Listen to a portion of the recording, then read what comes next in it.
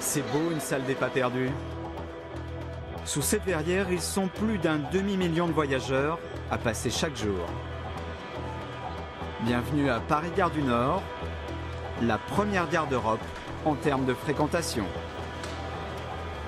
Même si elle est cadre dans l'édition d'art, Catherine Lossuc n'a pas toujours le temps d'admirer l'architecture ferroviaire. Moi j'ai connu la gare dans les années 80 et quand ça a été rénové, j'ai vu que la rénovation était très élégante en fait. Avec cette lumière, etc., en respectant quand même l'architecture originelle. Donc sincèrement, j'ai trouvé que c'était bien. Elle fait partie des 900 000 passagers quotidiens du RER B, mais elle préfère le prendre juste après l'heure de pointe.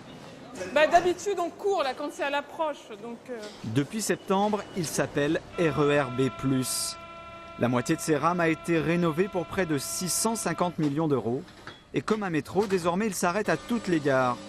Mais Catherine Lossuc, à la tête d'une association de voyageurs en colère, n'en voit pas les avantages. Là, il n'y a pas d'affluence, ça va. En cas d'affluence, juste ça pour se tenir.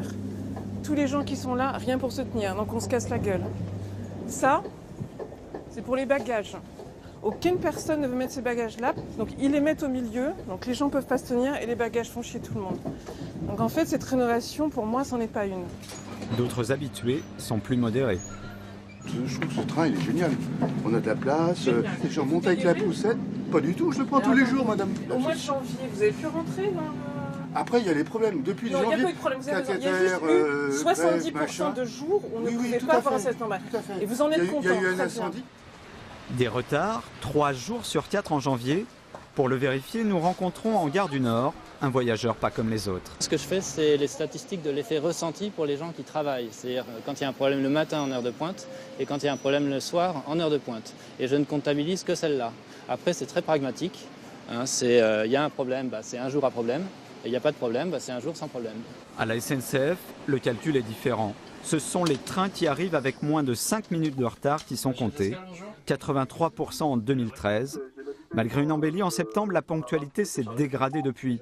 Une réalité qui pourrait changer pour les voyageurs, selon la patronne du Transilien. Ce que je peux leur dire, c'est qu'on a vraiment en main de quoi améliorer durablement la ligne, parce que ce que nous avons fait au mois de septembre, nous allons être capables de le reproduire dans les mois qui viennent.